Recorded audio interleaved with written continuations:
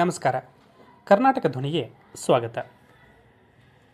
ಮನೆ ಕೆಡವಿದ ಪ್ರಕರಣಕ್ಕೆ ಸಂಬಂಧಪಟ್ಟಂತೆ ದೂರು ದಾಖಲಾಗಿದೆ.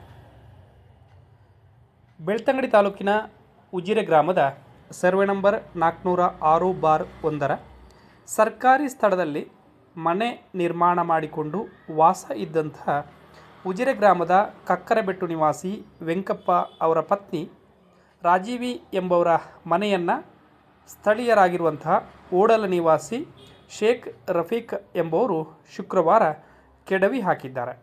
ಮನೆಯಲ್ಲಿರುವಂತಹ ಸೊತ್ತುಗಳನ್ನು ಬೀದಿಗೆ ಎಸೆದ ಬಗ್ಗೆ ದೂರು ಕೂಡ ದಾಖಲಾಗಿದೆ. ರಾಜೀವಿ ಅವರು ಈ ಮನೆಯಲ್ಲಿ ಪತಿ ಹಾಗೂ ಮಗಳೊಂದಿಗೆ ವಾಸ ಇರ್ತಾರೆ. ಅಲ್ಲಿ ಅಡಿಕೆ ಮತ್ತು ತೆಂಗು ಕೃಷಿಯನ್ನು ಮಾಡಿಕೊಂಡಿದ್ದರು. ರಾಜೀವಿಯವರು ಮತ್ತು ಅವರ ಪತಿ ಕೆಲಸಕ್ಕೆ ಹೋಗಿದ್ದಂತಹ ಸಂದರ್ಭದಲ್ಲಿ ರಫೀಕ್ ಎಂಬುವರು ಈ ಮನೆಗೆ ಅಕ್ರಮವಾಗಿ ಪ್ರವೇಶವನ್ನು ಮಾಡಿ ಮನೆಯಲ್ಲಿನ ವಸ್ತುಗಳನ್ನು ಸಂಪೂರ್ಣ ನಾಶಪಡಿಸಿದ್ದಾರೆ. ಮನೆಯಲ್ಲಿದ್ದಂತಹ T V, fridge, gas cylinder, ಪೀಠೋಪಕರಣ, ಬಟ್ಟೆ, ದಿನಸಿ ಸಾಮಗ್ರಿಗಳನ್ನು ಮನೆಯಿಂದ ಬೀದಿಗೆ ಎಸೆದಿದ್ದಾರೆ ಅಂತ ಹೇಳಿ ಆರೋಪವನ್ನು ಮಾಡಲಾಗಿದೆ. ಇವರ ಪುತ್ರಿ ಸ್ಥಳಕ್ಕೆ ಧಾವಿಸಿ ಅವರು ಹೊರಕ್ಕೆ ಎಸೆಯುತ್ತಾ ಇರುವಂತಹ ಘಟನೆಯನ್ನು ಮೊಬೈಲ್ನಲ್ಲಿ ಚಿತ್ರೀಕರಣ ಮಾಡಲಿಕ್ಕೆ ಮುಂದಾದಾಗ ಜೀವ ಬೆದರಿಕೆ ಒಡ್ಡಿದ್ದಾರೆ ಅಂತ ಕೂಡ ಆಪಾದನೆಯನ್ನು ಮಾಡಲಾಗಿದೆ. ಇನ್ನು ಭಯಗೊಂಡಂತಹ ಬಾಲಕಿ ಅಳುತ್ತಿದ್ದ ಸಂದರ್ಭದಲ್ಲಿ ಸ್ಥಳೀಯರಾದಂತಹ ತ್ಯಾಗರಾಜ್ ಮತ್ತು ಜಯ ಎಂಬುವರು ಅಲ್ಲಿಗೆ ಬರ್ತಾರೆ. ಈ ಬಗ್ಗೆ ಪ್ರಶ್ನೆ ಮಾಡಿದಾಗ ಅವರನ್ನು ಕೂಡ ಅವಾಚ್ಯವಾಗಿ ನಿಂದನೆ ಮಾಡ್ತಾರೆ ಅವರು.